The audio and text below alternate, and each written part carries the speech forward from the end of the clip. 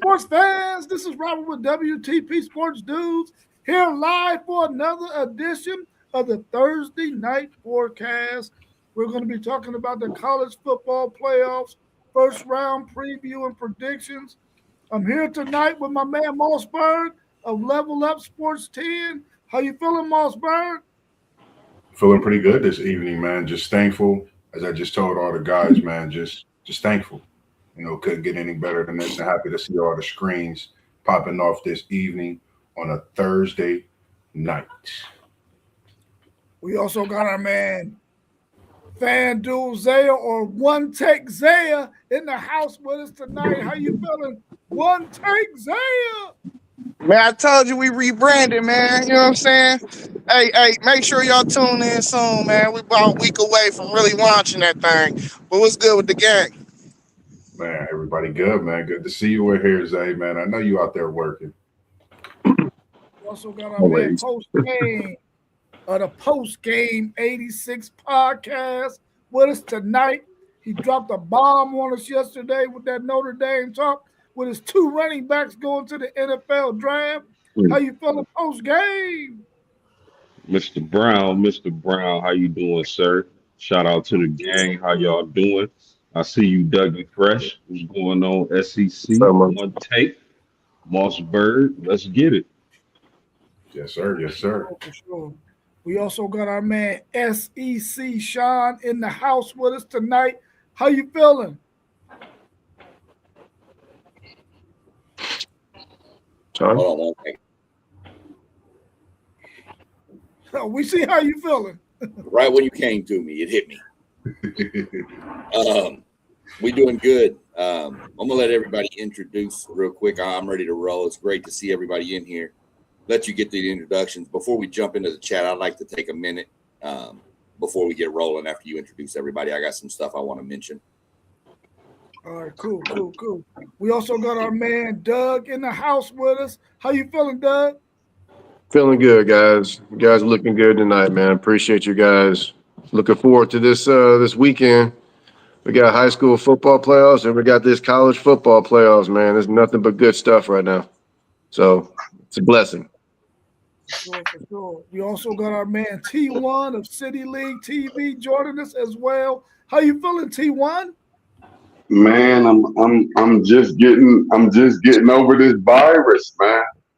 It had me down since Sunday night. That's crazy you say that because it was the same thing here. Yeah. Just getting over it. So I'm feeling like God is good. Let's go. All right. All the time. For sure. Go ahead, SEC Sean. Hit us with what you want to talk about. Look, it's nothing to really talk about, just something I want to throw out there. Y'all all know I'm a big NASCAR guy. And, you know, Christmas next week. If y'all remember the hurricane that hit North Carolina last year, one of the guys who took his own money and his own plane and helicopter and was delivering supplies to people that couldn't get them, Greg Biffle, died in a plane crash today with his wife, his son, and his daughter. Oh, wow. No, I didn't know there was kids too. It was his whole family. They were trying to do some more humanitarian work. And so, I mean, I don't know. I'm not trying to be religious, but if anybody prays or does something, just keep that whole Biffle family in your prayers. He was a good race car driver. He won the 2000 truck championship and the 2002 Xfinity series. He won 19 races at the cup level, never won the championship, but he was a really good racer, but a better person. And believe it or not, as big as I am into NASCAR, Doug is the one that sent me the message telling me about it, and I had to go verify and make sure. So just wanted to get that out there. You know, it's near at the Christmas time, that whole family has lost a whole side of their family. So just wanted to get that out there before we get on to bigger and you know, more of this football stuff. Just, you know, keep your family close. Yeah, that's crazy. The whole family. I don't like that. Mm-mm. And two other people that were friends of the family, but the main, you know, yeah. Definitely prayers, man. Definitely prayers for their whole family, man. And, you know, hopefully they make it through this tragic event, man, because that's tough, bro. That is tough. But on a funnier side, when you see if you go look up Greg Biffle highlights, you'll find a highlight where he wrecked my old driver Kevin Harvick early in the race, and Harvick sat on his pit box. And then at the end of the race, he ran over and jumped on top of Biffle's car and dive bombed his ass. So just a little funny moment within there too. So Right. All right, y'all. Well, listen, man, we already know what we coming upon. We coming upon that college football playoff first round.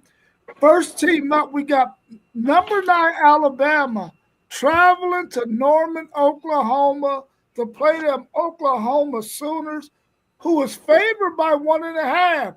It opened up with Alabama favored by 1.5. Now it has shifted gears, and now it is Oklahoma favored by 1.5. The over and under is only 40.5 points, y'all. Only 40.5. They talking about a 20-19 game or 20-17 game. They ain't thinking about them getting over 40.5 points, which means both of these two bums is playing some bum football. What's your thoughts on this game, man? I'm not excited about it, but I'm gonna watch it. What advantages does Alabama have over Oklahoma in this game? experience, playoff experience. Yeah, that's what I was saying. Advantage. I mean, even DeBoer has coached in it. I mean, if you think back at Washington, so That's true. That's my biggest advantage right there. I would say for Alabama, the advantages is in the passing game. I think the passing attack that they hold, we all know what it could be. Quite frankly, these past few weeks, we've been trying to figure out what they're going to do with the run game. We've been hearing a lot about the injury report on both sides, but I think that's the up and down that we've seen with the 1.5 one way, 1.5 coming the other way. But for me, in this playoff game, I'm looking to see if Alabama could take that edge back that they once had early in the season with Jam Miller healthy, actually having a run game, which Oklahoma seemed to start to gain access to and continue to get better at throughout the season. So I think Alabama has their advantage in the passing game. I know the Bower's experience, but I throw that out the window. I just think it's that passing attack that Alabama has. That's the advantage for me.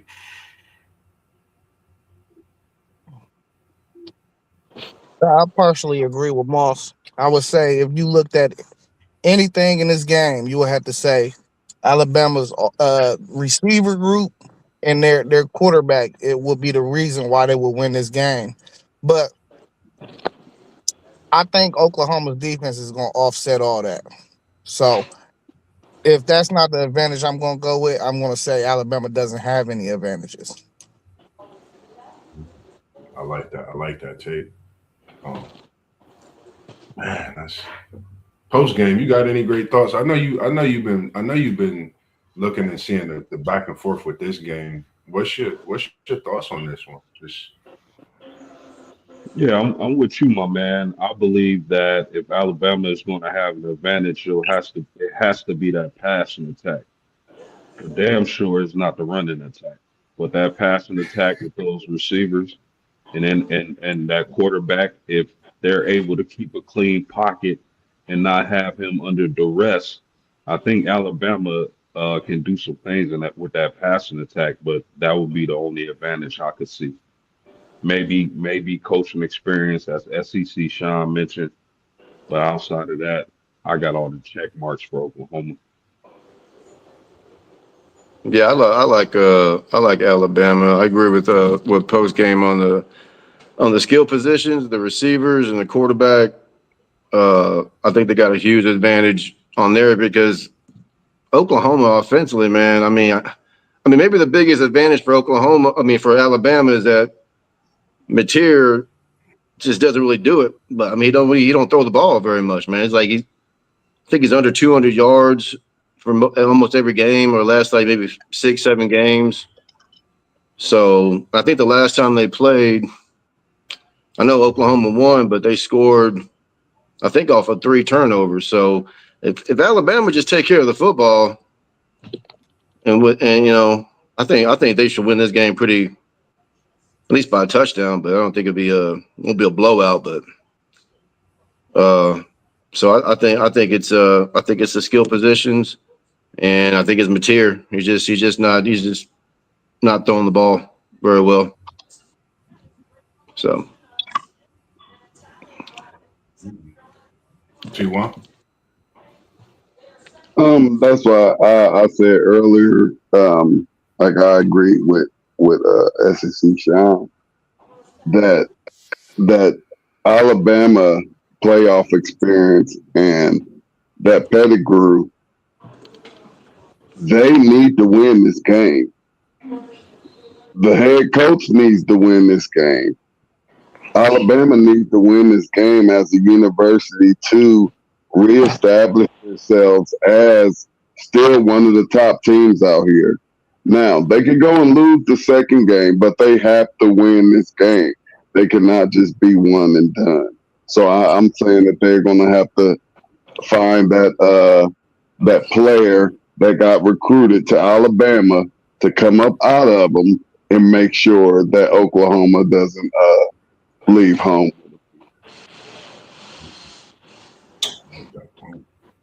Yeah, one advantage I think that Alabama has is I think they got the perimeter guys to be able to throw some of the short stuff and force Oklahoma's defensive linemen, who are really what makes that defense go.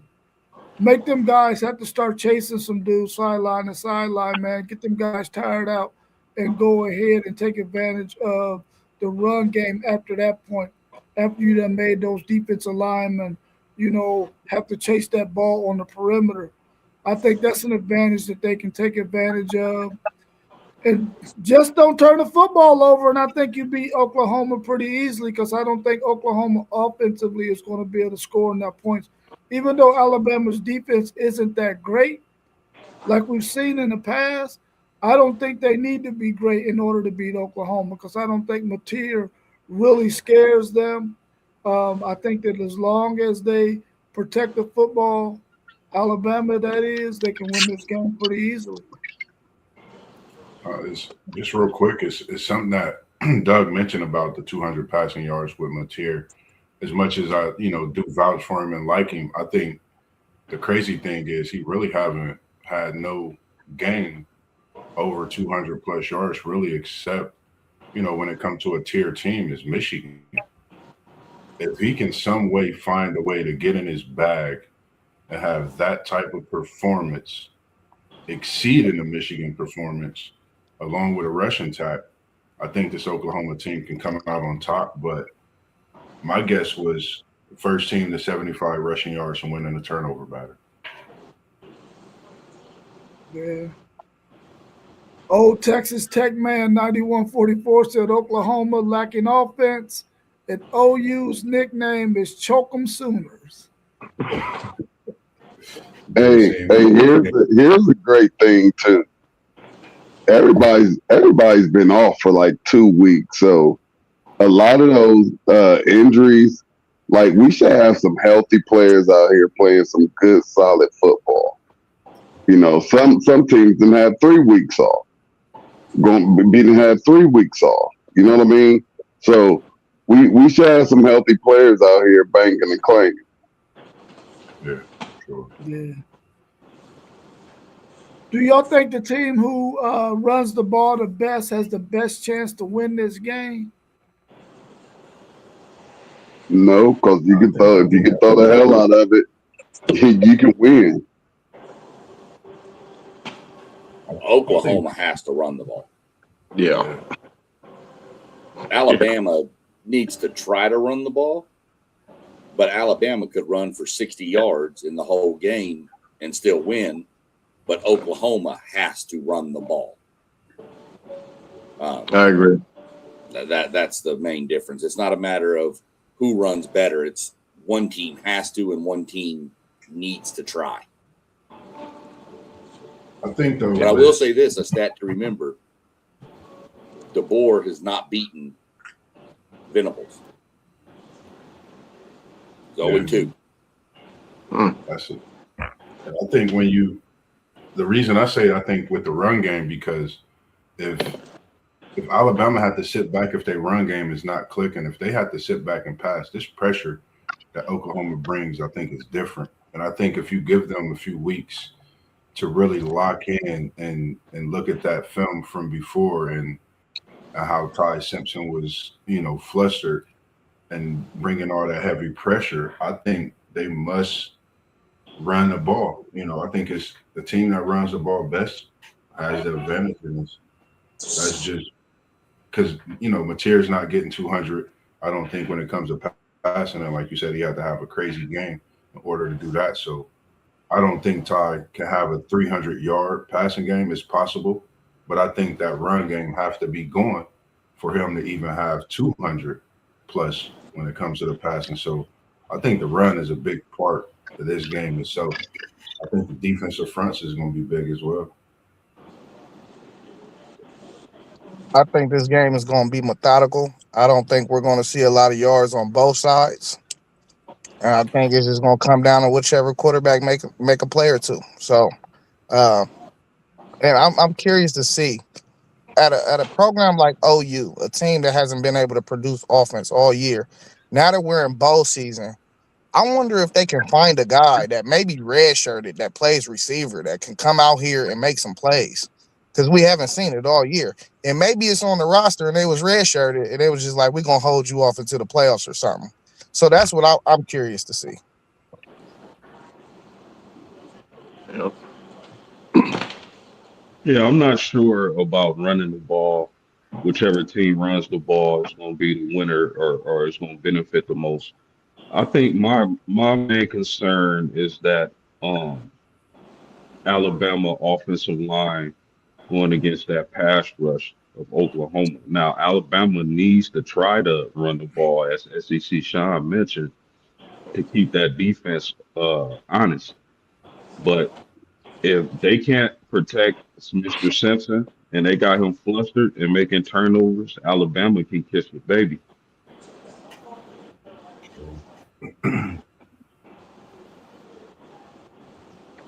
Yeah, I think the run game is going to be important in this game. Not as important for Alabama as it is for Oklahoma, because I think that Ty Simpson and the group of receivers he has can make some plays against Oklahoma. But I don't believe that Mateer's talent that he has around him can do the same thing that Alabama's talent around Ty Simpson can do. So I think it's very, very important for Oklahoma to be able to run this football. And if they can, they could definitely win this game if they can limit the possessions for Alabama. But I think they're going to have a hard time being able to do that for 60 minutes. And I think it's going to be a methodical game too as well, FanDuel said. I think the country believes that because the over and under is only 40 and a half. So that's not a whole lot of points in a game. If you got two teams that are playing at this level and they only going to get 20 and 20, that's not a lot of points. So I think this game is going to come down to if Oklahoma can run the football well, they have a really good chance of winning. But Alabama don't necessarily need to have to run the ball well in order to win. Quick question: Do you think Oklahoma can do similar things to what Georgia did to Alabama in the SEC championship? I think I'm try. Absolutely. I think it's the fundamental fact that OU is playing at home too this time. They're gonna be running off of juice. I think the Crimson Tide in dangerous territory with this one. They coming off a lackluster performance in the SEC championship. They didn't throw for 250, and they still have no run game. So, man, this could be a game where Oklahoma and Mateer possibly go off. We just don't. like you say, Zay, they at home. That could be something to think about. You know, with Alabama's lackluster SEC performance in the championship.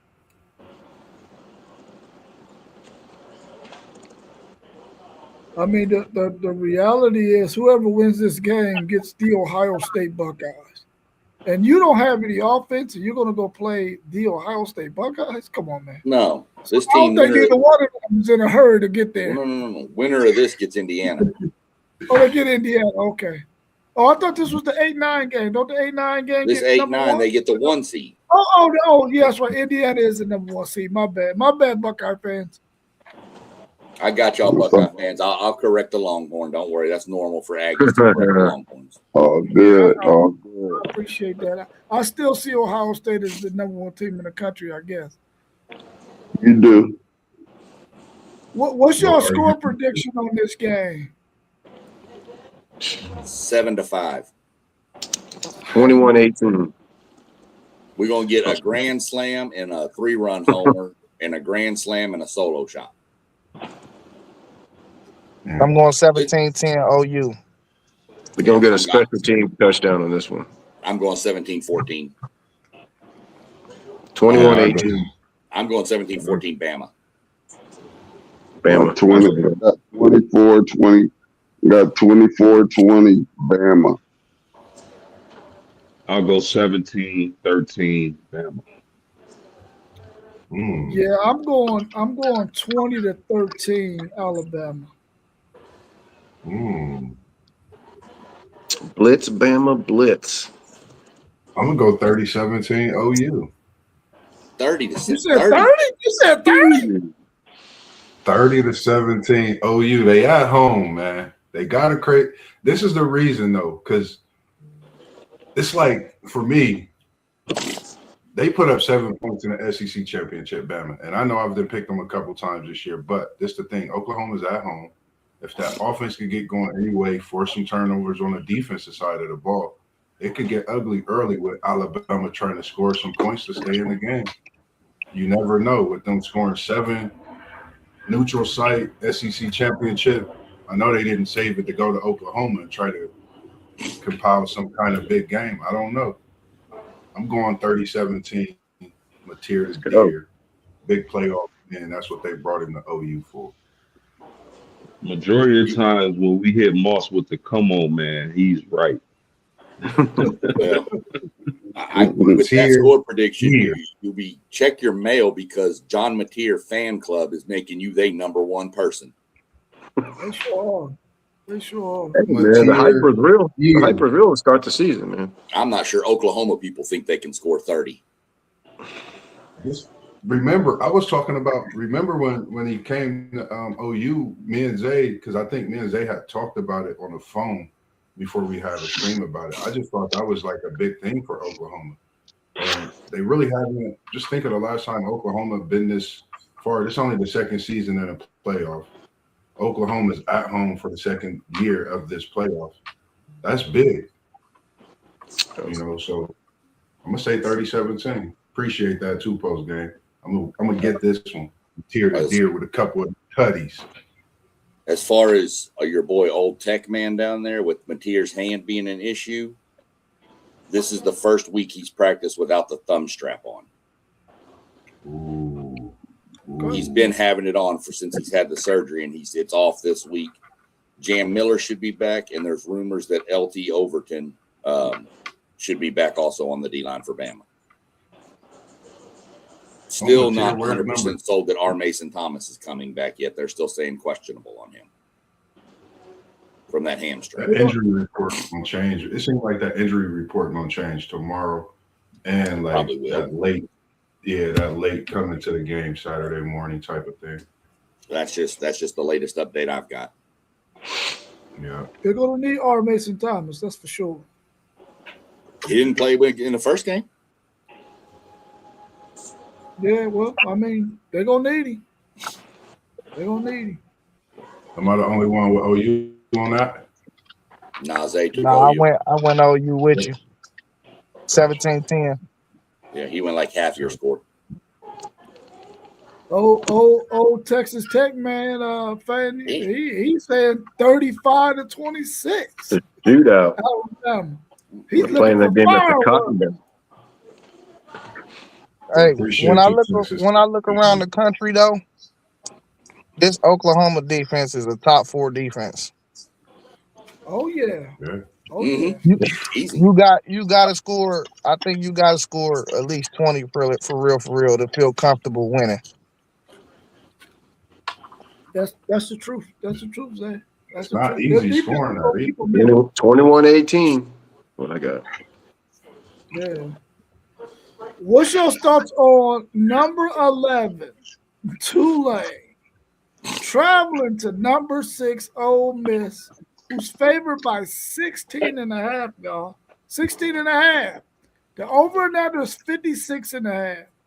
When you see a spread like this, is this the indicator that the group of 5 just don't need to be there?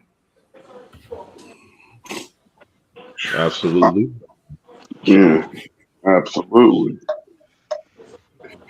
Absolutely. I mean, I get the rules is the rules, but I just don't think they belong. They Um, don't. They're not ready for prime time. I'm with you. Everybody in here seen Boys in the Hood, right? Mm-hmm. Y'all want to see a dead body? We're gonna see 2 of them. Man.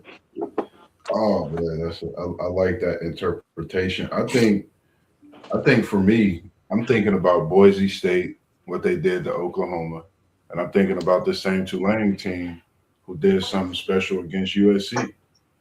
But I'm also thinking that this Ole Miss team is coming out with a foot on everybody's neck. It don't matter who they play. They coming out with steam. I think they have a little something in them from what they've been dealing with. Especially the senior class. I think they come out, they stump a mud hole. Like you said, post game, I think we're gonna see one of them, and it's gonna be in the tunnel. It ain't gonna be in the alley. It's gonna be straight in that tunnel. And you know how they did down there in Mississippi.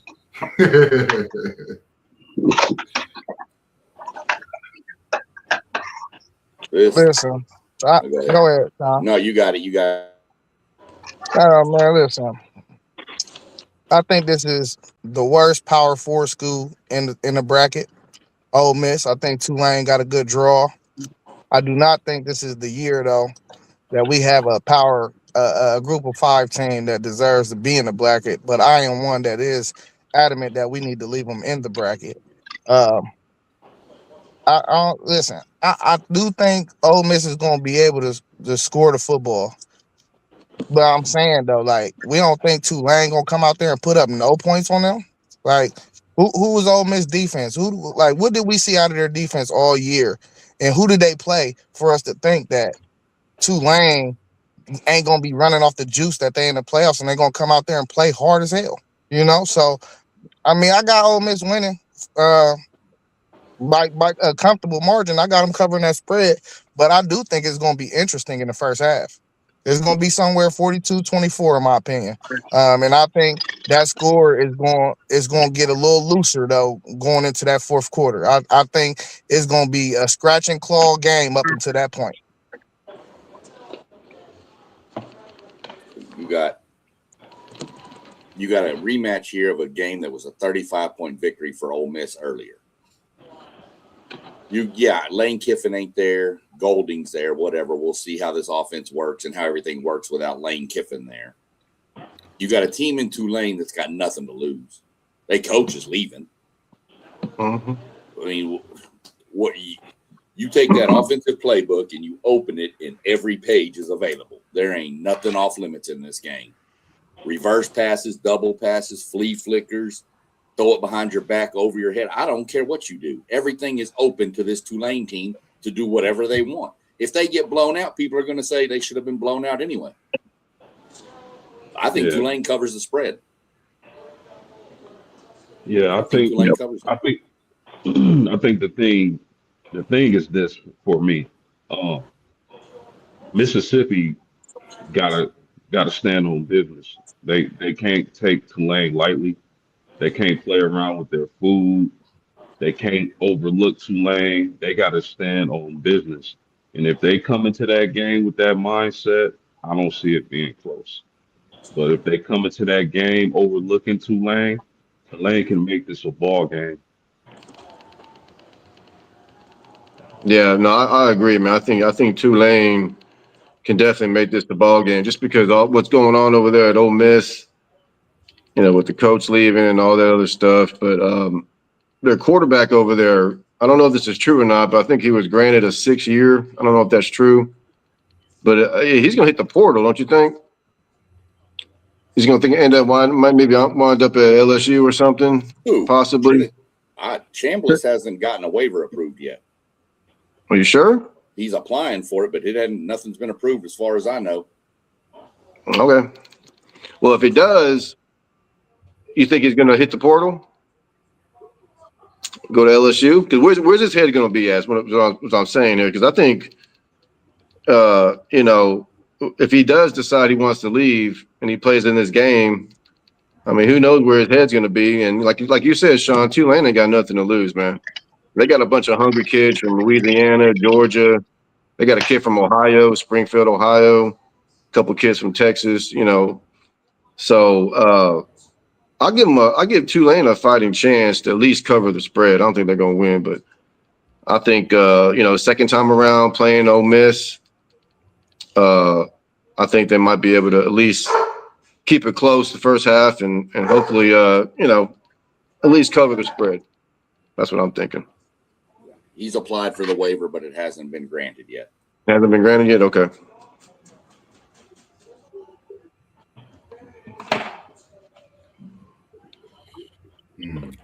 I mean, I don't see Tulane being able to stop Ole Miss's run game. So if you ain't gonna be able to stop their run game, ain't no way you're gonna be able to win this game. I don't even think they keep it close. I think they got beat by 35 early in the season. They're gonna get beat by at least 20 this time. I don't see Tulane having a chance at all. I think this game is gonna probably be maybe 35 to 13, something like that. Then that running back they got, Kewan Lacey, people got to forget he's a super sophomore. He had over 1,200 rushing yards. Like, I know we look at the offensive side of the ball, but the defensive side, they got multiple players with, over 5 sacks. They get after it as a unit.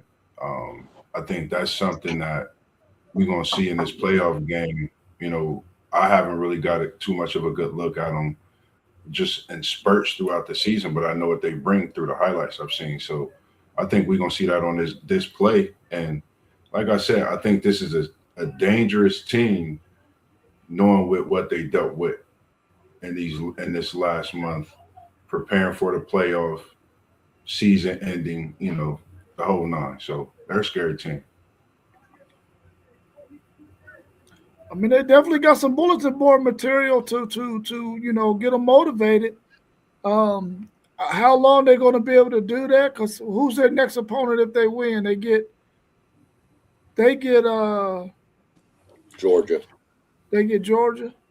They owe Georgia, because they came out and put it on Oklahoma, even though it was a tight one. They played good in that game after losing to Georgia, and they felt that win they should have got when they was on the road against Georgia. So, yeah, I mean they scored on 5 straight possessions. I don't think that's going to be the case this time. That Georgia defense is playing a lot better now. But to your point though, they can put up some points. So we'll see how that goes. What do y'all think the score prediction is going to be in this game? Is it going to be close? Or are they going to cover? What's your thoughts? I'll go 35-21 Ole Miss.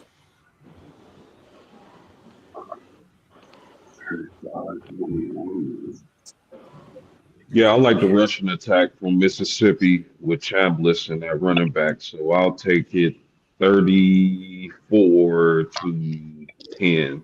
34-10 Mississippi. Going 42-28 Ole Miss. I ain't had that much, but give me 42-17. Damn, that's over too. Huh? Shit, give me the 42. Same thing. Just give me the 40s to the 17, 18, 20. I don't know. I think Ole Miss gonna come out and put a pounding on, cover the spread.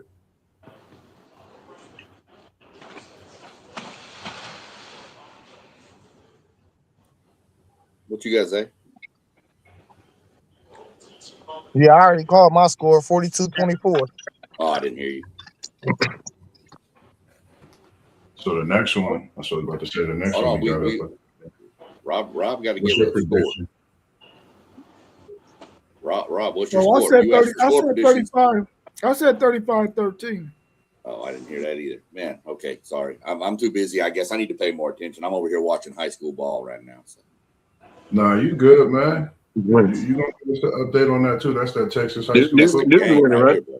This is Newton and Wall, brother. This is a game. It's 8-7 right now. Both teams just drove down the field on their first possessions. Ooh. Wall came out throwing a back a double pass. Yeah, the one that SEC went for two Sean. is going. The one that went for two is going to win because they playing aggressive. I like that. Newton always play aggressive. This deep Yeah. East Texas boys. Them boys. Them East Man. Texas boys, right? I'm telling you, flip this on, you're gonna see some speed. This is crazy speed. One of the Small teams earlier, field, too. just real quick, one of the teams earlier had a freshman who in 8th grade was clocked at a 10,900. That boy got. I said, okay. Yeah, I think the spread went up to 17.5 too on that game. Just checking it out, it went up a point to 17.5. Damn. Over and under stayed the same, but it just went 17.5. Hey, SEC Sean. What up? Did you see that Ohio State offered that running back today? Which From one? That The one from that we DeSoto? were talking about the other day that broke that 100 yard, that 99 yardage. Yeah, the DeSoto kid. Yeah, Yeah. from DeSoto. Yeah. Yeah, he gonna have offers from everybody. Yeah, we jumped on it. He's the second best running back in the state next Yeah, year. he ain't even the best junior running back in the state. No. Yeah. So But he's good. to have Ohio State jump on you, that's good. That's how we steal them boys up out of Texas. That's it. And that 99-yard touchdown, that game was already over, by the way. But I think hey, Southlake put their 99 seniors in yards. for the last play. But Yeah. But 1,500 yards in the playoffs, that's ridiculous. That's Yep. ridiculous. Yeah. So All right, y'all. What y'all think about number 12, James Madison, traveling to number 5, Oregon, who's favored by 21.5? Another lopsided looking stat line. The over and under is 47.5. What can James Madison do in this game to make it interesting? How do you feel about it? run the ball and punt. Run the ball and punt with 2 seconds left on the clock. I mean, there's a few things they could do to make it interesting. They could get their cheerleaders and have them play naked.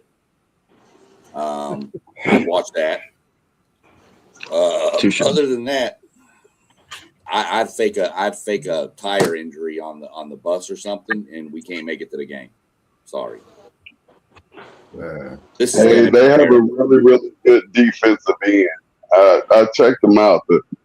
The guy's pretty good. I forget his name, but if he can cause some havoc, he can make them not cover the spread. But I'm picking Oregon big. I feel more confident in this game being a slaughter more so than the other one. I can't say it enough. I think the world of Dante Moore. I think that receiving core is getting healthy from what I've heard. I think Oregon could be a sleeper team in this here players ball. And SEC Sean, man, you crazy. He's too wild. Yeah, I think Oregon gonna pop. Everyone in here, everyone in here is a liar. If it comes up and they say James Madison's cheerleaders are playing naked, you all a liar if you ain't turning to that damn game. Every one of you strike down right now. Touche, man. Touche.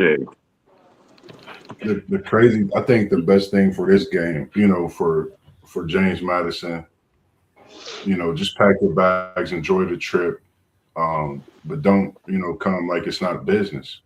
Come, put your hard hat on. Let Oregon know that you're there. They're going to see you. But I just think Oregon is just a different team. Out of all the matchups, even though they're 12 seed, I think Oregon, like post-game said, is scared. They're a threat, I think, to anybody they play in this playoff. I think they could possibly be the team to come out that higher portion of the bracket as well, along with Texas Tech, being a battle. But I think this Oregon team is scary.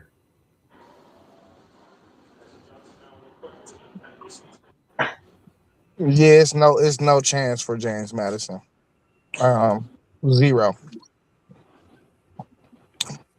Yeah, that's how I'm feeling. I mean, enjoy the experience, especially those seniors and everything. But I just hope that everybody's come out of there healthy because they're going to be very, very undersized. And Oregon's never been like the biggest team. There was that skill guys and everything, but they're going to be a lot bigger than James Madison. And I think it's crazy that they might be able to rest their starters, but we'll get to that later. But I don't think they have a chance in this game. They need to run the ball and punt the ball with 2 seconds left on the play clock, and just have fun. Open up the playbook or do something because they don't have a chance. So, God bless them. They got a pretty good running back at James Madison, though. Seriously.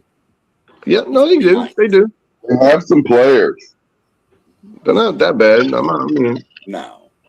But they're not. They're just the power. They're a group of five. So you got to think, the portal's still open. So I think another thing, and when you got games like this, you can see players possibly put on a show and get themselves a little NIL package or a position on another team, a bigger school. So those are things to look at as well in some of these games when you overmatch.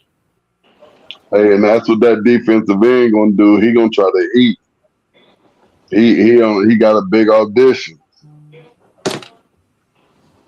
Yeah. Do y'all think Oregon will go and sit there too deep? If so, when do you think they're gonna sit those guys in this game? End of the third. Second half, yeah. I think into the third because you got to realize they've been off for a while, so they got to get back some game rep, and practice rep ain't no near as like game rep, so they got to get some game rep, and then even if they win, after they win, they got another like 10 days off before the next game. Yeah. I think it'd be somewhere. My bad, Mark. Yeah. It'd be somewhere around it. I was just gonna say it'd be somewhere around the mid to late third quarter. Yeah, as soon as they hit 42 points, which I think is going to be at the beginning of the third quarter somewhere. It's time to So you're saying one possession, 2 possessions in the third quarter. Go ahead and get everybody up out of there, or start taking them out. Yeah, about 9-10 minute mark. It's going to be 42-0. I think the game going to end 49-6.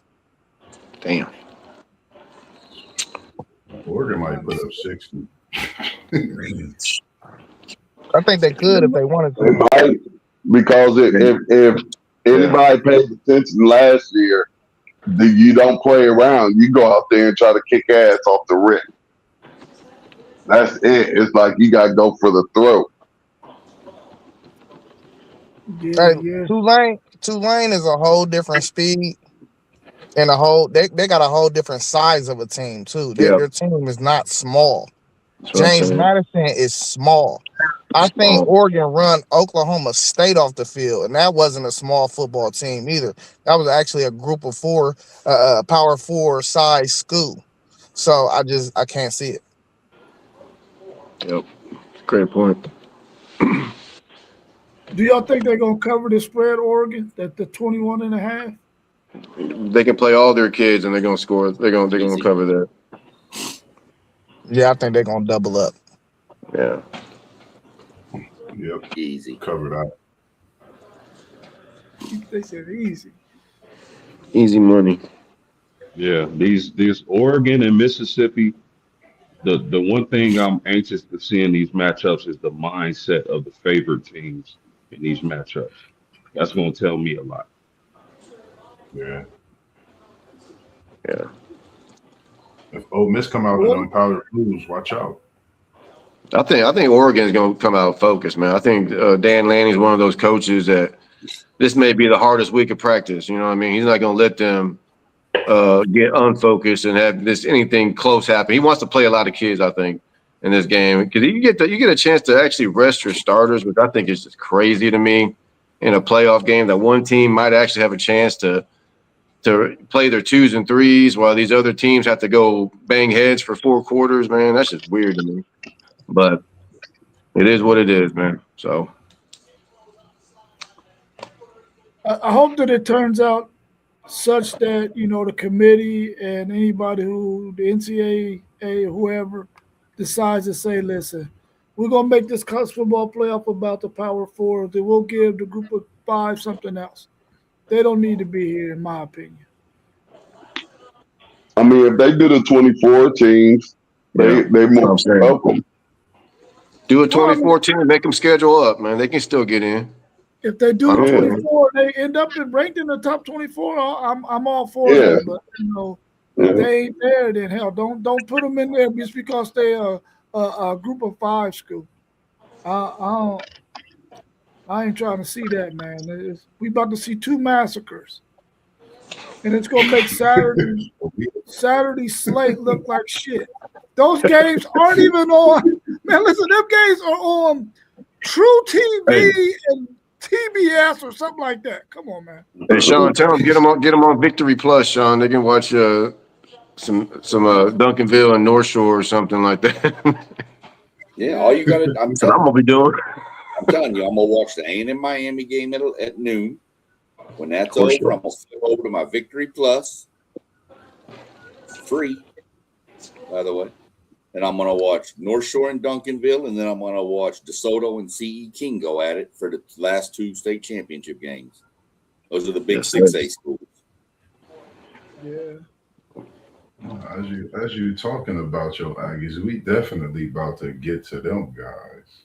Get them. Skip. Yeah, we about to get to them like right now. Number 10, Miami, traveling to the 12th man to play the Texas A&M Aggies, who's favored by 3.5 in this game. The over and under is 48.5.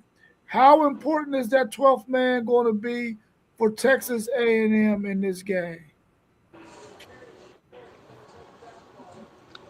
Man, I think the 12th man is going to be bigger than we've known. I think this is a year where we really had to see that 12th man. You got 2 teams really. If you really look at it, they could really be number 1, minus the losses that they had, based on the teams that they have on paper. You're looking at a battle. So, for me, this is really. I really can't get my prediction for this one until Saturday. I think you're looking at a complete game on both sides of the ball. I think you both looking at, great quarterbacks respectively.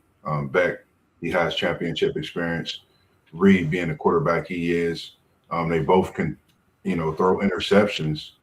But defensively, I think that's where, me personally, I'm looking at this game. So, it's still up in the air for me right now. Right now, I have it as a pick 'em. I want to go one way, but it's going to be tough to go either way right now as of today, at this very moment. Yeah, that home crowd is different for Texas A&M. That's one of the loudest stadiums. Their fans is nuts, and we know that because of SEC Shine. We know that firsthand. But yeah, I favor A&M in this game. especially if they're able to create pressure and with that crowd noise get after Carson Beck and force him into some turnovers. And if they can contain those receivers of Miami, I think Texas A&M can get the job done. I favor them in this game. I mean, the 12th man is famous. It really is. But this is a playoff game, man. That ticket split is different. So, this game being at noon, not under the lights, I think Yeah. the 12th man would be less of a effect than it typically would on any given Saturday, knowing what the ticket split is. So, I mean, they gonna need all their fans for sure. But I mean, we gonna get into more. I got more words for this game, but I don't want to skip past the rest of the questions. So I'll let everybody else answer first. Yeah, home game for A&M, playoff game, it's going to be rocking. I think Miami's lucky this game isn't at night, to be honest with you, man. But I think even for the 11 a.m. Kickoff at Kyle Field, first playoff game, it's going to be electric for sure. So I give A&M the slight edge, but we'll talk about some of that in a little bit. But yeah, I'm definitely thinking they're gonna need the 12th man. It's gonna be rocking. I don't think Miami's ever seen anything like this. So yeah, definitely the 12th man is gonna be in full effect. Yeah, they definitely got to be a big part of this game. They're going to force at least two false start penalties, three false start penalties in this game. In my opinion, I think that crowd is going to be up for it. And I mean, like they are every game, I think this going to play a big part in this game, keeping the Texas A&M offense and defense hyped about this game. I think it's going to be very, very important. And I think they're going to do an excellent job out there. The 12th man, that is. I don't know about the Aggies football team, but the 12th man going to be awesome. I agree with everybody that home field advantage is going to be everything. But I have a close game. I have a close game, probably like 18-15 or something.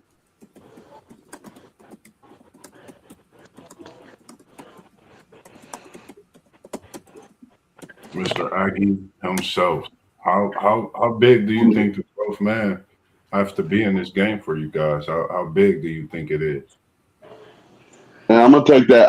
Let me take my score back because I forgot that they be giving up points and stuff. They be playing around. So this might be a 28-24 game. Hold on one second. I'm not. It looks like that they've stopped that whole like 70-30 split now. There's nothing saying Miami's guaranteed X amount of seats. It looks like they may have taken that out because too many people complained that they were at a home game and they couldn't get tickets because we had to give some. So I'll do some more digging, but it looks like they've stopped the split of 30% of the stadium capacity. But even then, there's going to be 110,000 people in that stadium at 11 o'clock in the morning. There's nothing else to do in College Station at 11 o'clock in the morning, so might as well go watch football.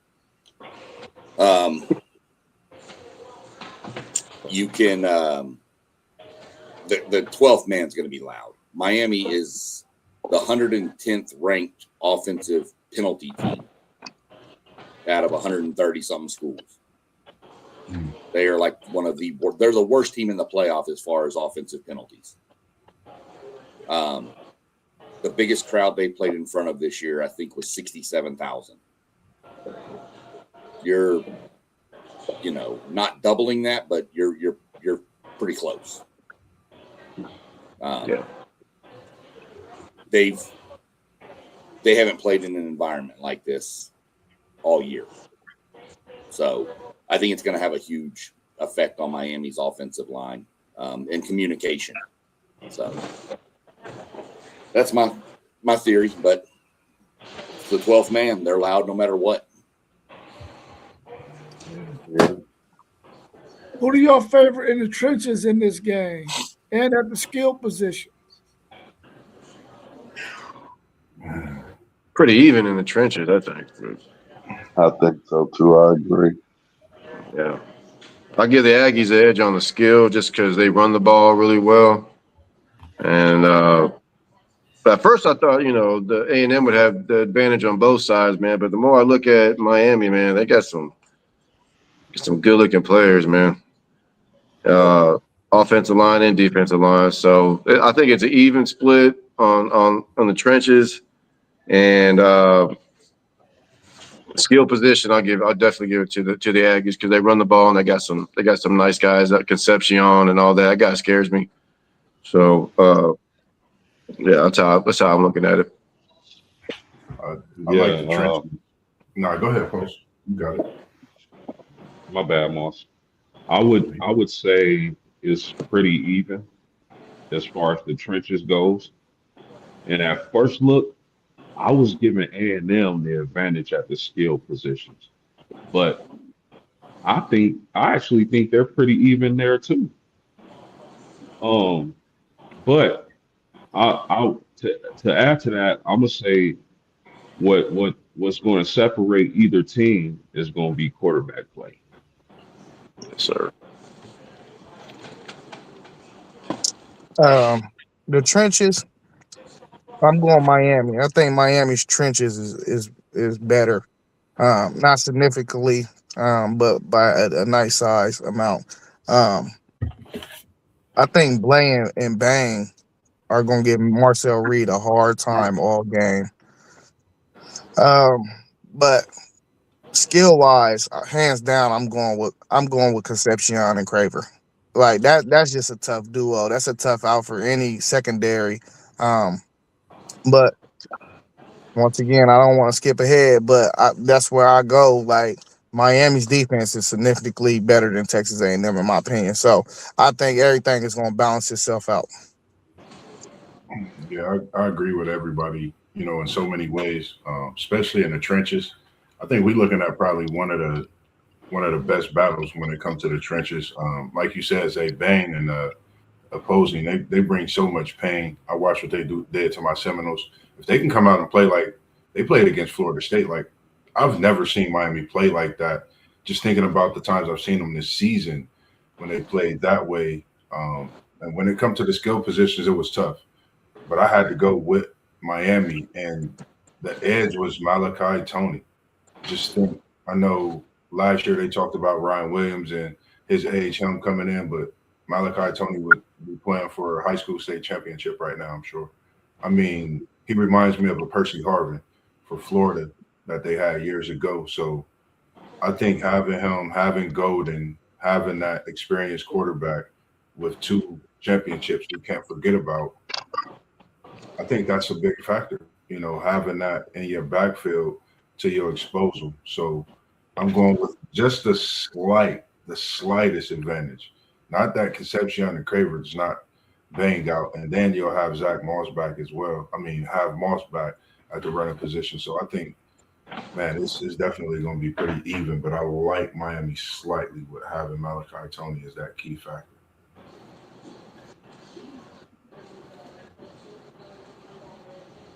I think the trenches is pretty even in this matchup, man. I think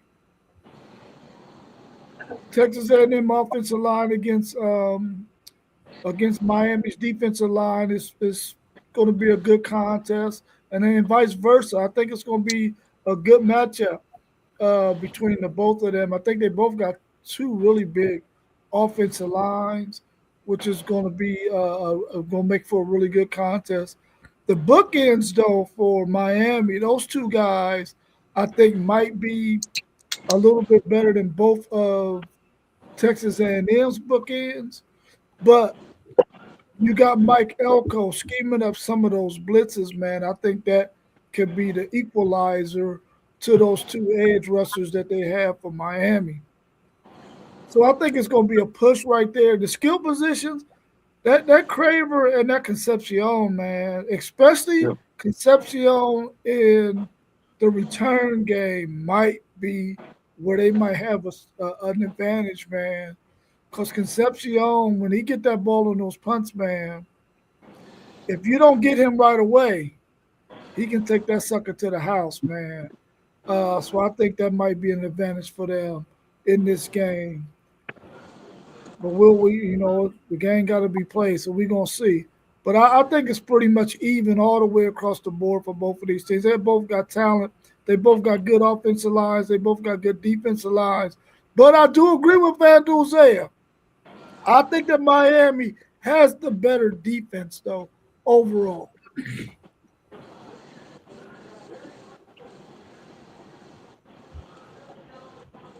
Did everybody get a chance to go on that question? Trenches, I think the trenches are pretty even. I think Miami's got a better D line due to the bookend, their defensive ends. They've got two. We've really got one. Skill position is A&M. I know they've got Malachi Tony. That's fine. He is still a freshman. Not saying anything about freshmen because we've seen freshman wide receivers do great. But does the environment, cause him not hearing play calls right? Is there an issue with some of that? So we'll take that, but I'll take my skill position over Miami's every day of the week, especially with Moss coming back. You now got your stable of 5 running backs again that are all healthy. You've got Craver and Concepcion both healthy. Bethel Roman's healthy. Bussy's healthy. Everybody on the skill is healthy. I don't like the offensive lineman from A&M calling out Ruben Bain. I don't like that. That is just pure stupidity. That kid is top 5 draft. And yeah, you're telling him that you're not scared of him. Well, you better do something then because you called it out. Don't like that at all. Don't like it.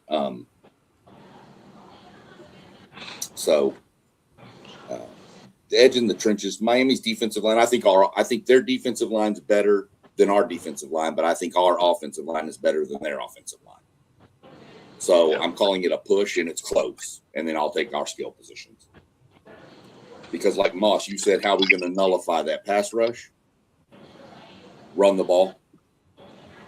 Screens to Craver and Concepcion. Quick hit slants that nullifies a pass rush. So Don't forget your quarterback's legs also. But that's the other aspect. So But remember, pick Miami. I knew he was going to pick Miami. He won't pick A&M ever. Remember the key thing you just said that they called out Bain. We know the type of athlete, the type of IQ that he has to know certain things, to go study film, and one thing we talk about is the break that they had. They had 2 weeks off. I think Miami is the type of school that they're playing Florida State's music at the loudest capacity and trying to figure out some way to be that 12th man even in practice. That's going to be something to prepare for. So just knowing some of those things, I think, it's going to be a game within a game as well. That's something to look at, Bang versus some of the check down calls when they get it out the Moss, and, just some of the small things, I think, play a big factor with that. Well, just remember, Moss, that last year, A&M wasn't even as good as they are this year. The quarterback from Missouri said, it's not that loud at Kyle Field. And then they got rocked 41-10. And then Nussmeier said the same thing coming into Kyle Field. And then Marcel Reed just ran all over him because LSU had about 8 false starts. So you can play your music as loud as you want. You can't emulate that 110,000. Right. Great point. Yeah, that's true. What has to happen for Miami to win, and what has to happen for Texas A&M to win? And then we'll get to some of the questions that are in the chat from my man, Texas Tech man 9144.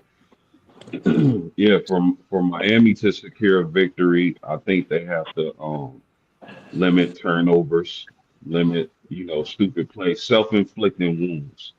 They have to play solid football.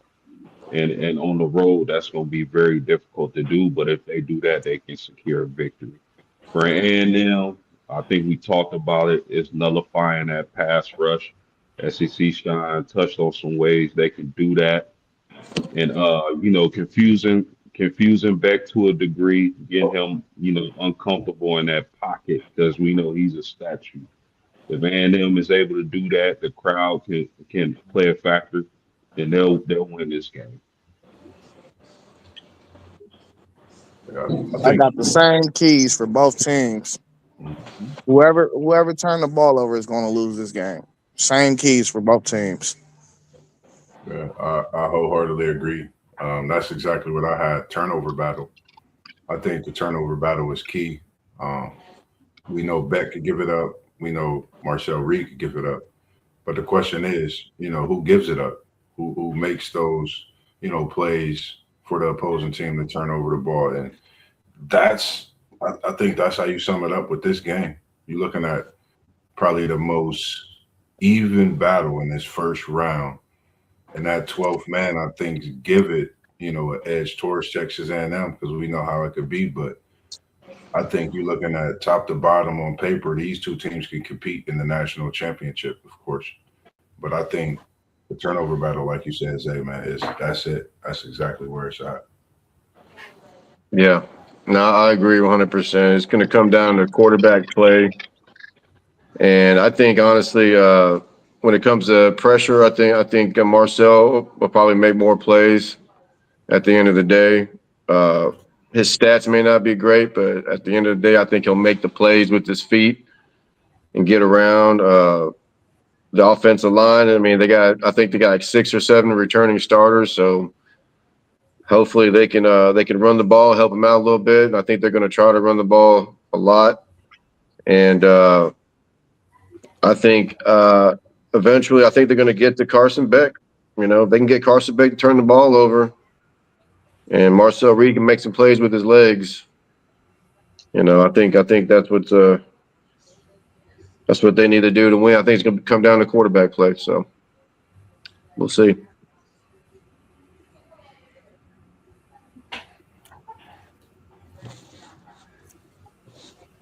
Um, A&M needs to run the ball. You need to run the ball.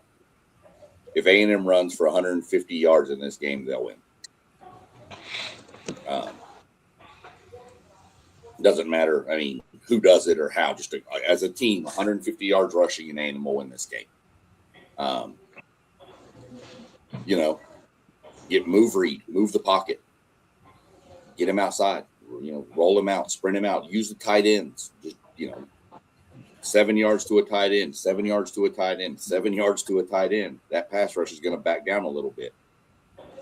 So, that's my keys. Miami has to play composed, and they have to avoid penalties that have cost them stuff. And I'm not going to get into the turnover thing. Everybody else has touched on that. We all know that that's a huge advantage there, but our huge turning point in the game. But Miami just has to play composed if they want to win, and not let the moment get too big. Let me add this, fellas. That I guess some might call it a hot take, but these two teams, Miami and Texas A&M, these are the two type of teams. One of these teams can get hot at the right time if they play sound football. It can make a run to the championship, in my opinion. I think these are maybe you call them this year's Notre Dame, the team that got hot and made it to the championship when nobody was expecting this. One of these two teams can do that.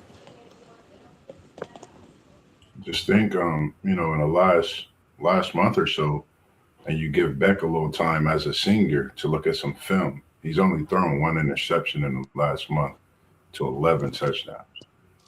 So that's a key, coming in. We know he could turn the ball over, but this is a senior. He has a chance to get him a third national championship. I mean, he might go down at some things if he could pull something out, a rabbit out the hat. You never know, but that's just something to keep in, in the thoughts of what Beck is doing this last month, but what he's done in his years in college football as well, and what he could possibly do. He get this game, I think, to talk a build.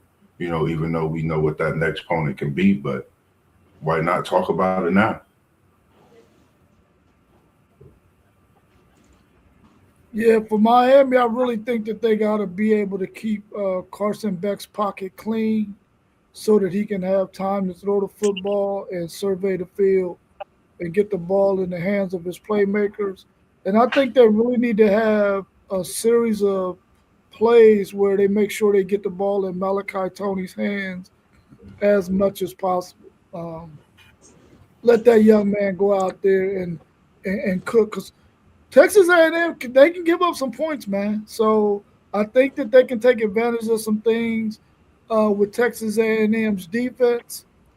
As far as Texas A&M is concerned, I think as long as they got that two-headed monster at running back with Le'Veon Moss and Reuben Owens, they can really make things easy for Marcel Reed to where he doesn't have to make the kind of plays that he needs to make. I mean, that is going to force him to have to make in order to win this game.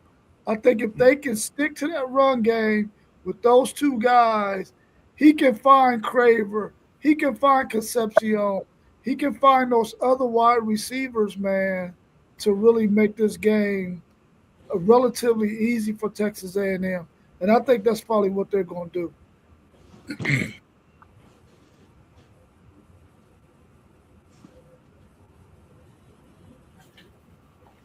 Anybody else got anything to add on that before we go to the score prediction and who we think going to win?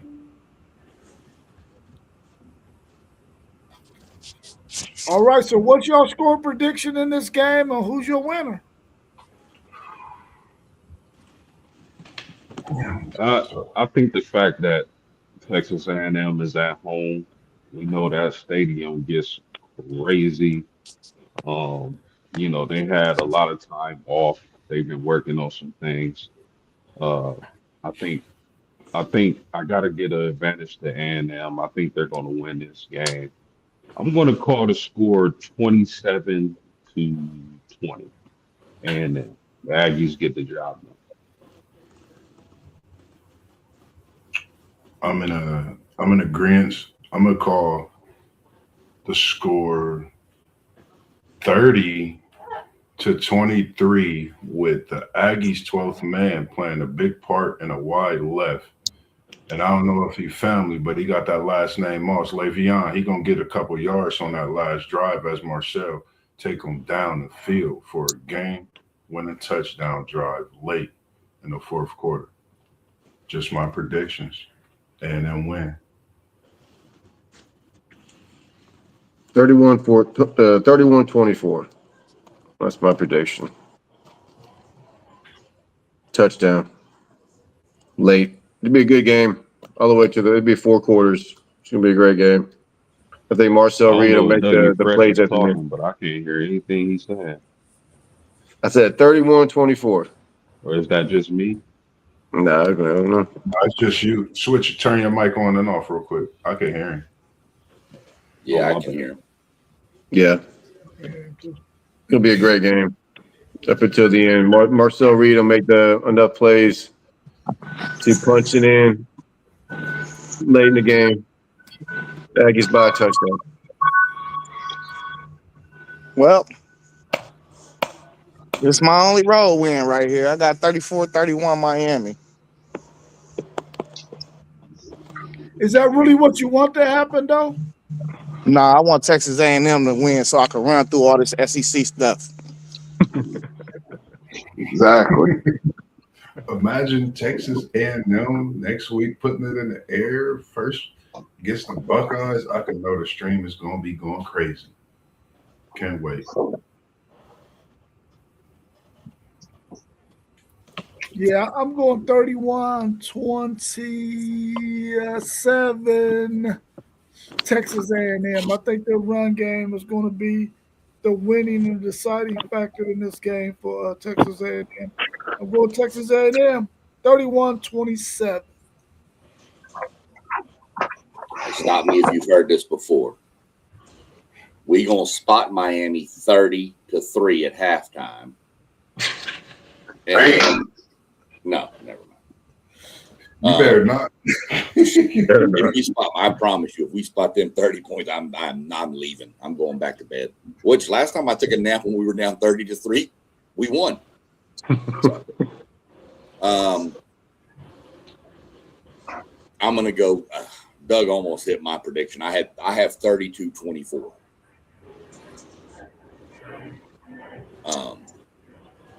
That's what I've got going is 32-24. I think.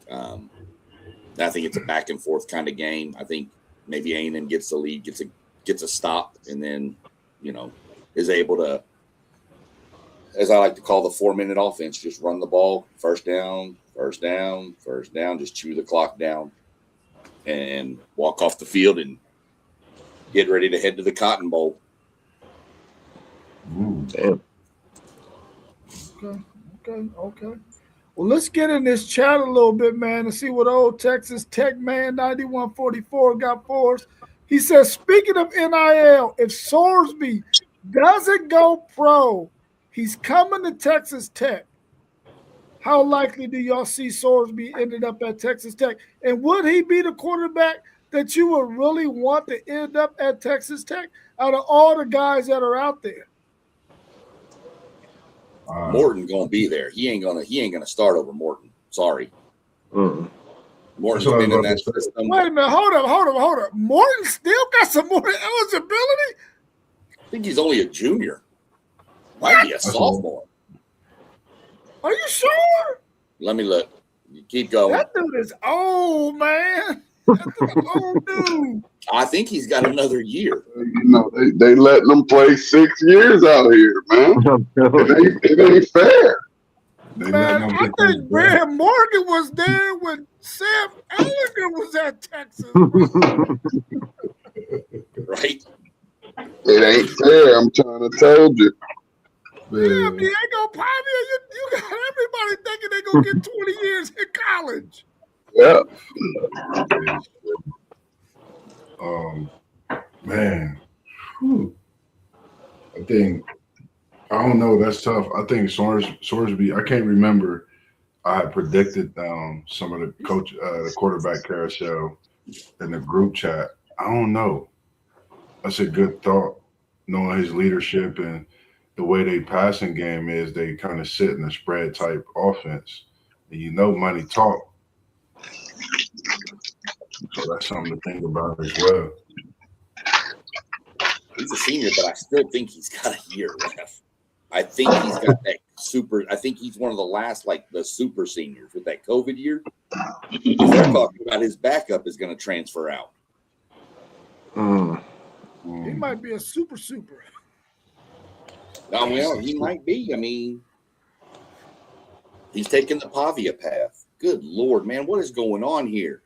Wall is up 25-8. Wow. What? Say that again? What the hell are they running over there? They've had a pick six. They had a punt block for a touchdown against Newton. Them turnovers, man. Them turnovers, the game within the game that you can't coach. That just happened. Yeah, well, and Newton has about 85 penalties already, false starts. They can't line up right.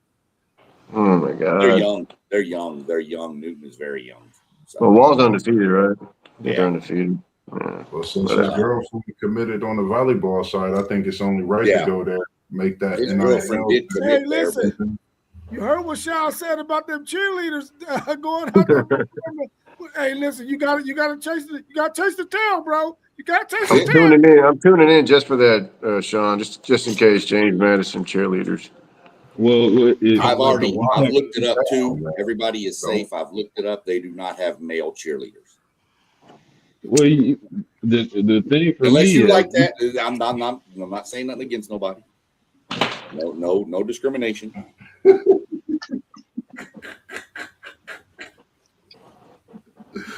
Man. I'm gonna get kicked off this podcast pretty soon.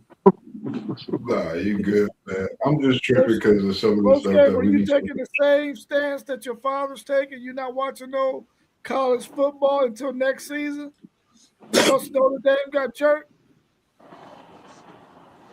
Now I can't hear nothing nobody saying, so I'm gonna go out and come back in real quick. Right? Good to see you win as well, Papa Yeah, Whitmore, man. We appreciate you and even birthing your great son, Post, man, to bring him to what we do, man. Great guy, and can't wait to get back breaking there. news. Breaking news. Texas A&M women's volleyball team just swept Pitt to advance to the NCAA final. Yeah, I was watching Nice. some of that earlier. That's nice. They're probably going to be an all SEC final, A&M and Kentucky. Hey, Rob. Will Muschamp is back, man. What are you shaking your head for, Rob? I was going to ask you that question about that later on in the show. They canned a What bunch was of he people. They shaking? canned Wait, hold the on. defensive I said it's gonna be coordinators. A&M. Hey, I said man. it's going to be in Kentucky, and you're going to start shaking your head no. Wait. So Texas already lost? Yeah, they lost to Wisconsin. Oh, they lost to Wisconsin. Okay. Yeah, y'all got that. It's all right, man. Well, I mean, Hey, It's gonna be all right.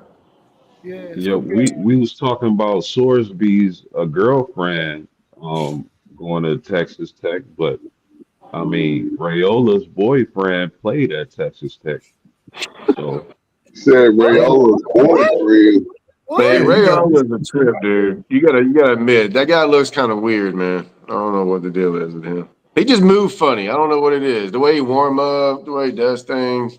He do the He's got a Patrick weird. Mahomes. Pat Oh, Mahomes you played talking at about He's Texas. Mahomes, exactly huh? like that. Oh man, you had Post, man. You had me scratching my head with that. Yeah, Pat Mahomes played down there. Y'all know that's where Rayola want to go. Yeah. Right? Old Texas Tech man, 91-44. Yeah, Let us Anthony. know. Who you want, Sorsby or Rayola? Not He Rayola. wants Thursby. He wants DJ Lagway. Sound like you want KV Bryant. Nah, he's Well, mentioned him coming out of about high 4 school, times so he tonight knows about how they recruited him. Yeah.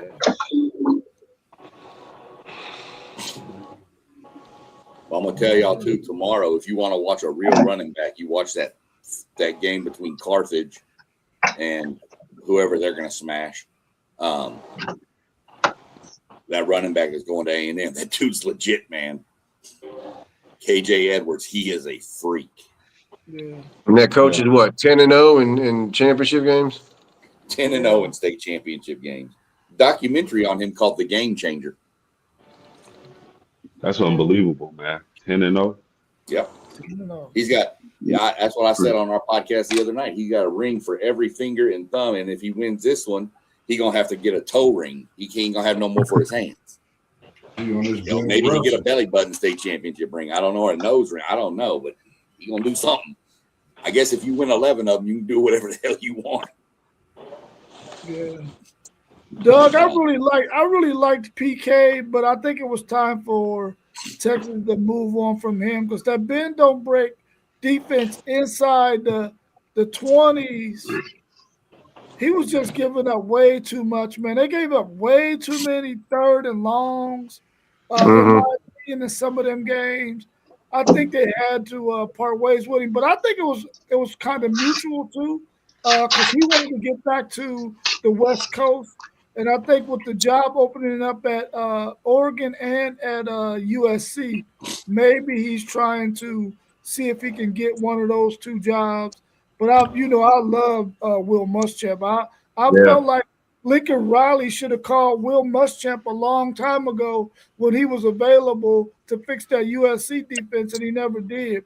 But I think maybe Will Muschamp was just waiting for the right defensive coordinator job to come open, and it happened to be Texas. So I think Texas already had that in the making because I think PK wanted to get out of there and go back to the West Coast, which he sort of said that a couple of years ago, that he didn't want to do too much long term because he wanted to go back to the West Coast. I haven't heard that name in a long time. What are y'all expecting them to bring to Texas? Some fire. Some fire, For yeah. sure. Willie Muschamp is Yeah, a they got no nonsense, very physical, got a lot of good blitz schemes, yeah. and he gonna have them dudes ready to roll. I hate that we got rid of Dwayne Aquino. I really like Dwayne Aquino, but I think the way football is played now, he was going to have a hard time at Texas. Be real. Be real. Texas went out and got Muschamp back for one reason and one reason only. What's So that? when Clark goes to the NFL, he's going to be the head coach. That's possible. He was the head coach in waiting. He was the head coach in waiting. You, man. I don't think Will Muschamp is head coach material, bro. I don't think so either. either. I don't think so either. Florida and South Carolina. But remember, he was the head coach in waiting. Yeah, he was. I mean, they had to Mac do that. he was under Mac, right? Wasn't he under Mac? Yeah. And then but then he left to go take the head coaching job at like Florida, or South Carolina, one of the two. Florida. Won a national championship with Texas. Yeah. He was the defensive coordinator, wasn't he? Yeah. Was he the DC in 05? No, he was. No, that was. No, he lost the national title. Oh, that's right. I got that mixed up. He was the DC. Oh yeah, it was Chisholm. You're right. Yeah, he was 2000. He did lose it. Yeah. And I think it definitely brings it. I like the move. Yeah, that's a good move. I like that move. Yeah. Different physicality. I think you'll definitely see Texas moving different defensively next year. And he got some young talent. We promoted what you won't see is Colin Simmons dropping back in no damn pass coverage. That's a waste of time. That's a waste of time right there. Dude, you got one of the best pass rushers in the country dropping back in coverage. Yeah, you want to show the NFL he can do a lot of things, but he don't need to be showing they can do that. We're gonna see what I'm gonna see what Holman Wiggins can bring as the OC at A&M. Never called plays, but dude, he is an elite wide receiver recruiter. I mean, he was the wide receivers coach at Bama for all them years, and then we just brought in a new linebacker coach who has massive ties to the state of Georgia. He was over at Arkansas. He's going to be the linebackers coach at A&M, and he's got kids. He's pulling out of Creekside, all them big Bufords. He's got ties. He used to be a high school coach in Georgia. So Creekside, Georgia ain't a joke, man. Neither is Buford. Well, Buford just won their state championship last night or something like that, or the other night. But they're that the new coach, the new linebackers coach, is from Georgia with all the ties. So I'm gonna like that pipeline. Yeah. Hey, we just interviewed Ryan. They just interviewed LSU offensive coordinator, who was also their wide receiver coach. I forget his name, but I don't think that will be a bad hire. Coming from the other wide receiver, right? Yeah, LSU definitely has some wide receivers too. Yeah, but that'd be a good hire there too. I'm curious though. I'm waiting. God, I'm waiting for this portal. I feel Ole Miss is going to be gutted.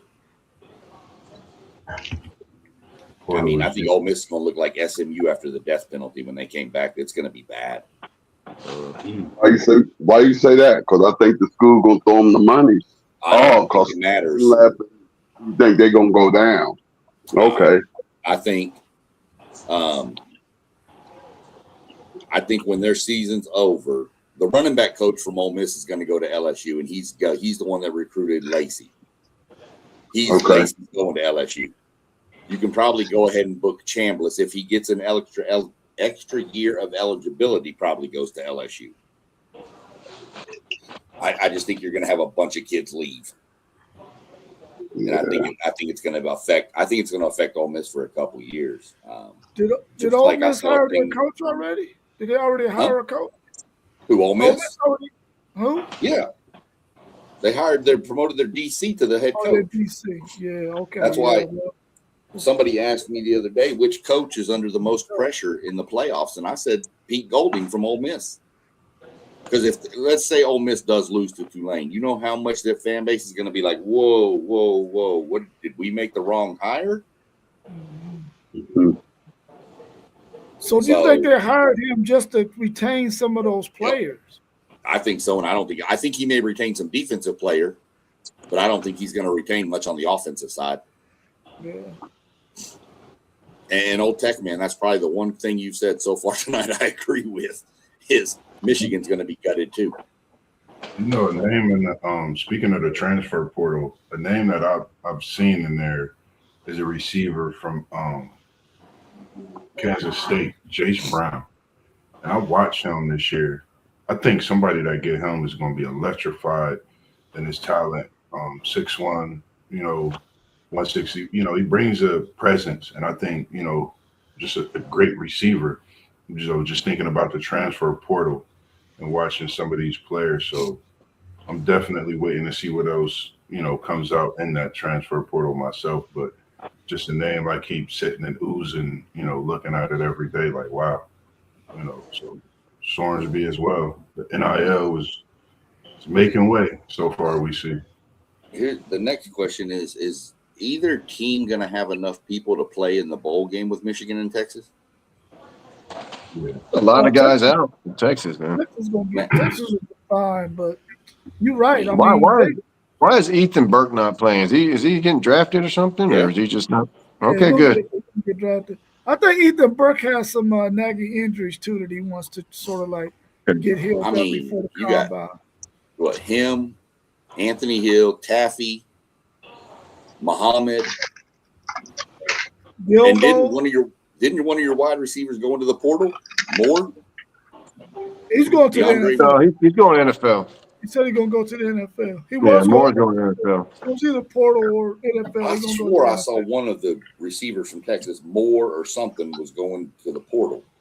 He was either going to go in the portal or he was going to the NFL. He decided he was going to go to the NFL. Okay. Yeah, our receiver, Rogers hopped in the portal. Yeah. Oh, yeah. I think Zay mentioned he expected him to go into the portal. Yeah, so did. Yeah. There's probably going to be about another 8 to 10 guys from Texas that are going to probably jump in the portal once this bowl game is over with. Yeah, we had a long snapper go into the portal. Well. Hey, snapping the ball is very important on extra points. It is very important. It is. Very important. Tell me about it. Extra points, field goals, all that.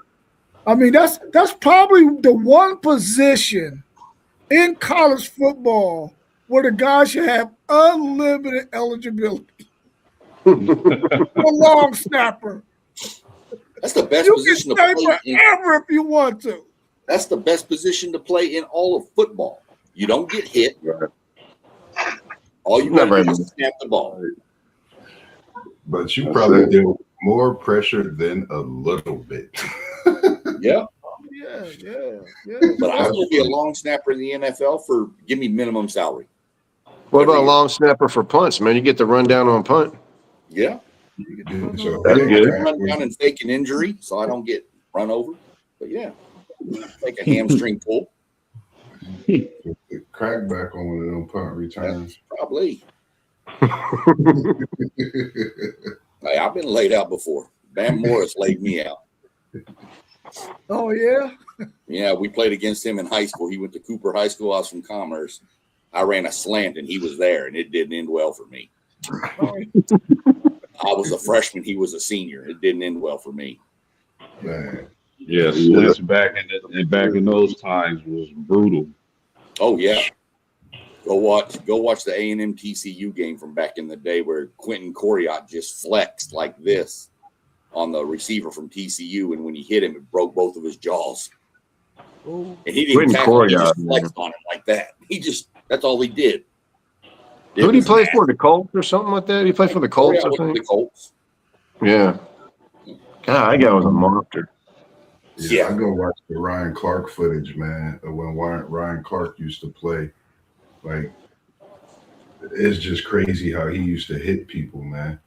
Like, every time I watch that video, I just watch it at least twice. Like, he was probably the DB that you would love to have that you hated to play against because you know he gonna put a licking anytime you come to the field. This will date me. The DB you didn't want to run up against in my mind, two of them, Ronnie Lott and Bill Bates from the Cowboys. Bill Bates was one of the better special teams guys too. That's where he started off at. Yep. Yeah. I was a Bubba McDowell guy, House of Pain, man. Used to know this. He's also extremely famous for getting run over by Bo Jackson, or Herschel Walker won him as a freshman.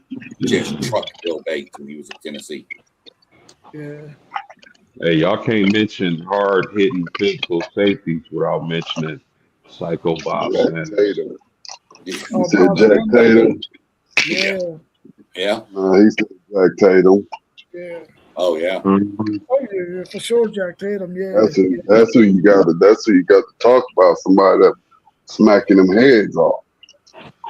What was the name of that show back in the day the NFL put out? It was like the NFL Crunch Course or something like that. Or Jacked Up. I played that for some kids one time where the D lineman's coming through and the quarterback's there and the D line just grabs him by the face mask and throws him to the ground. The quarterback was like, "You can't do that." And I was like, back then you could. You could back then. Yeah. Yeah, there is rumors that Underwood is going to hit the portal, but I mean we don't know yet. But there is rumors that he's going to hit the portal. Old Texas Tech man, 9144. Everybody believes he's going to hit the portal, and I think so too. Yeah. He already said where he going. He already said he going straight to LSU where he was supposed to go from the giddy up. Do y'all think he fits the system for Lane Kiffin? Great question. It is a whole different coach now. But I think Lane Kiffin would love to have that young man. I know I would. Yeah, I think, and no offense to the Michigan people, but I think Lane Kiffin would do a better job kind of grooming him and putting him in a position to be successful on the field, more so than the coaching staff at Michigan done this past season. I agree with you. You got to think of the alumni. You know, you got Tyrann Mathieu already recruiting him. I think the support that he'll get when it comes to him getting better, I think, you know, he'll get all that and some. They would want to see him, you know, be a great quarterback, get to that next level, but most importantly, bring this LSU school, you know, a national championship. That's what they brought Kiffin there for. That's what the transfer, of course, would be for. That's why they put the money out there on the table for him to come in the first place, even though it went the opposite way. But now it's all coming forefront, you know. So, question is, you know, will you make that move? I would love to see it. Nothing against what they're doing at Michigan, but the type of quarterback he is, I would love to see him at LSU and defeating the odds of what people already see him as. I think he's a great quarterback. He just needs some work. And why not be with Kiffin and a program that down at LSU, you could just do what you do. Weather is yours. Bo Perbula entered the portal too. And I think that's going to be the pitch to Underwood. Come here and do what Joe Burrows did. Come here and get developed and win the national championship. But I don't agree with y'all with Joey getting developed, but that's what we would tell this young man right here. Joey Burrow got developed great, I think, at LSU. Well, he said it started at Ohio State. Man, listen. You sat for 3 years behind C.J. Stroud and Justin Fields, and you think that you didn't learn in that quarterback room? All of those quarterbacks went off to the NFL. He learned that. I mean, high draft pick. So If you want to believe that he was there for 3 years and wasn't prepared to go and run somebody's offense and didn't know how to read defensive coverages, y'all, something wrong with y'all.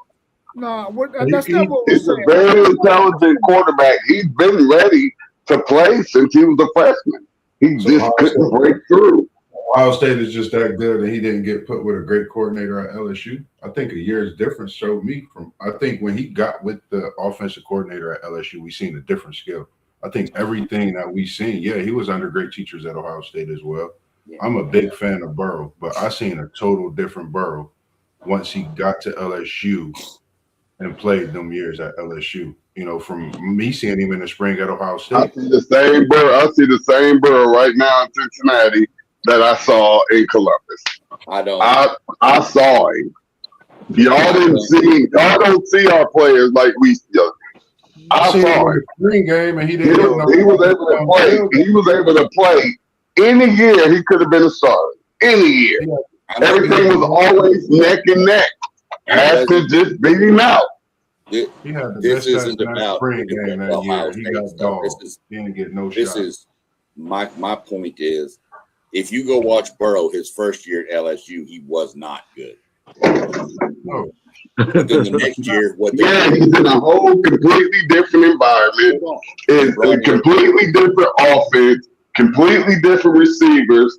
Ain't nobody coming right in like nothing else. You got to get adjusted, and you got to know the system and all of that stuff. You don't just come in and just have success like that. In 2019 was when he got teamed up with Joe Brady. That was who came in 2019. Joe Brady wasn't there in 2018. So he came in one season and broke all them damn records under Joe Brady in 1 year. Because that was my point too. I'm not saying he wasn't developed in Ohio State at all. All I'm saying is he wasn't that good in 2018. In 2019, when LSU brought in Joe Brady to be the passing game coordinator, of course, he had Chase and he had all them other. He was loaded. What you mean, of course? Who wouldn't have broke them records with them receivers? But you would have. But look, here's the thing, though. You have to be an accurate quarterback. Right. You can't be Underwood who just throwing heat.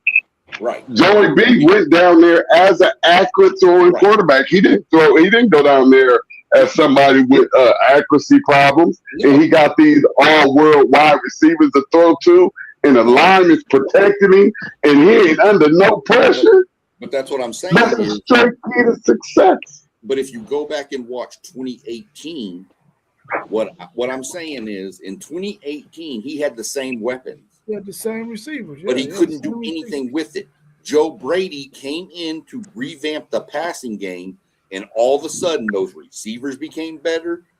Burrow had another year of growth under him. Joe Brady's the offensive coordinator. What I'm saying is it took the right passing game coordinator to fix everything to make it all fall into place. Okay. What I'm trying to tell y'all is, and I just leave it at this, and we just call a spade a spade. Just as example given, I don't say that Ohio State can really take credit for Justin Saying accuracy in the way he throws the ball. Now, this is the school that, the only school he's played for. He been doing this since high school. He can do this. He's getting good coaching, and he's doing what he do. That's it. If he was to leave and go to Alabama and be down there doing whatever, it wouldn't be. He got developed at Alabama. He was already good when he was here in Columbus, and that's all I'm just trying to explain to you. That's 100% right. That's every kid in the nation. If you go to one of these big power programs, some of these kids is bums. How many kids? What? Some of these kids are bums. The number 33 for Ohio State was a bum. Yeah. Yeah, he you're was. gonna have stuff, but Now, if he would have went down to LSU and did what Joe Burrow did, yep, I would have said, yep. See, somebody developed it. But he went out to Cal and couldn't even get a starting position. Yeah. You are who you are wherever you go. You ain't changing. He went A to lot of these Oklahoma. players are the same players that they were as high school dominant seniors. Those are the ones who can translate over to this college game easy. So let me ask you this real quick: is Fernando Mendoza, was he developed at Cal? I really don't. I'm gonna say that he learned the tools that he needed to be this successful in Indiana at Cal, and he got put in a beautiful system. Yeah. Like a lot of times, you just have to fit the system. You could be a great quarterback, but be in a bad system. Right. I think he got put in a better position at Indiana. I don't know. He got put in the best position of his life. Right. So that's an understatement. I can't say he came into Cal with that same skill that he possessed now. This is 2 years at Indiana. You come from, you're a Heisman Trophy winner. Here's your dark horse transfer. Bo Perbula is going to enter the portal from Missouri. Don't be surprised if he winds up at Vanderbilt.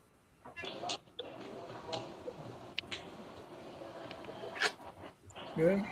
I know they just got that 5-star Jared Curtis kid, but Perbula fits more of the Pavia skill set, and he builds a bridge to give that kid 1 year.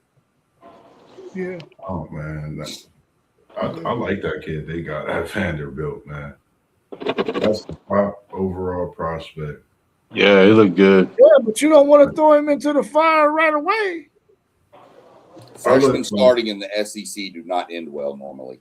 Just look at it real quick though. BYU got the #1 basketball player, right? Vanderbilt coming in with the #1 football player. 2 schools you don't think that's going to do things like this. I think this kid starts. I think this kid plays. I think he's going to need this experience similar to AJ DeBonsa. I've been watching him, but watching BYU get better. And just think at this point in the season, it's at the end of the year, that playoff push for a freshman. You never know what Vanderbilt could be. And thinking that they should be in this year of that playoff, just something to think about in some crazy comparisons. But you know how Mossberg is. Yeah, that's a crazy comparison. That's apples and oranges, brother. Especially thrusting him into a 9-game SEC schedule next year. Yeah, that's gonna be. Yep. He gonna be nice, but he needs some time to get his feet wet. I wouldn't throw him right into the fire. And I wouldn't do it, man. But I think if they get somebody in there so he can sit a year and learn, he'll be all right. But I get your point, Mossberg. Sometimes you just forced to have to play that freshman, man, to get his feet wet. All right, y'all. If you ain't got nothing else, man, we can wrap it up. We're coming up on 1 hour. I want to make one more comment. All right, cool. It's right here. Bro, have you ever been to Lubbock? Lubbock is the worst smelling town outside of Beaumont, Texas. It smelled worse than Pine Bluff, dude, and the paper mill. Bro, if the wind's blowing the wrong way, you ain't gonna smell nothing you want to smell, brother.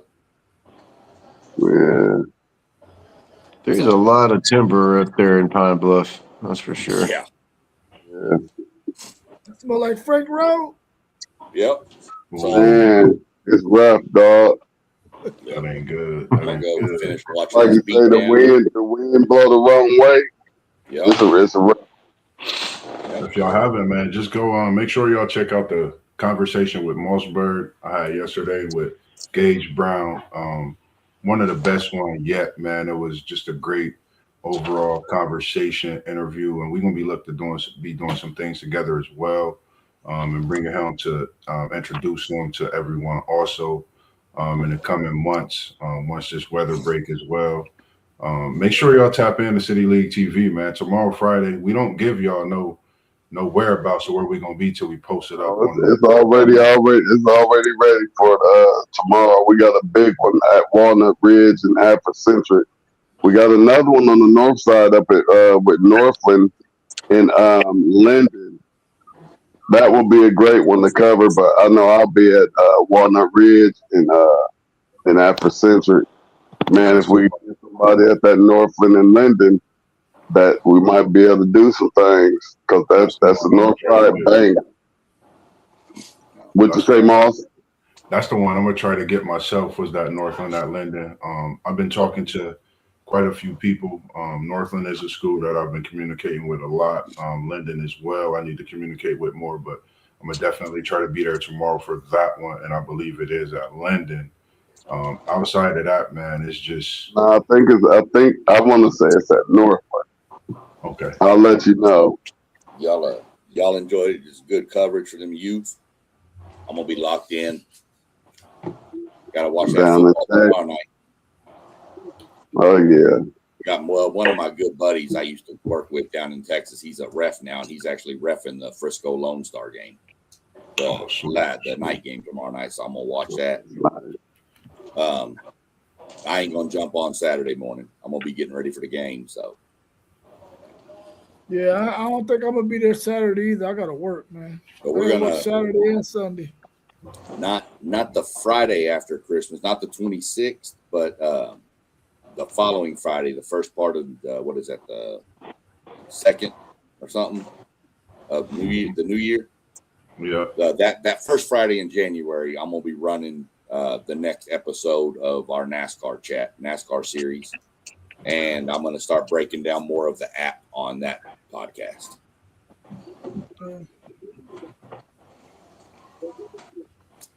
All right, y'all. Well, man, I enjoyed everybody tonight, man. We had a really good discussion on the college football playoff first round for preview and predictions.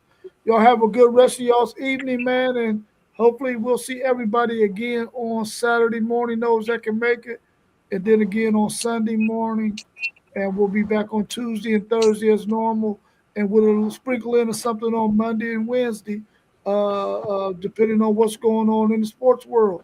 So everybody out there, enjoy yourself, and we out. Yep. Peace. Oh no, we was in the building. Remember Lubbock stinks. Yeah.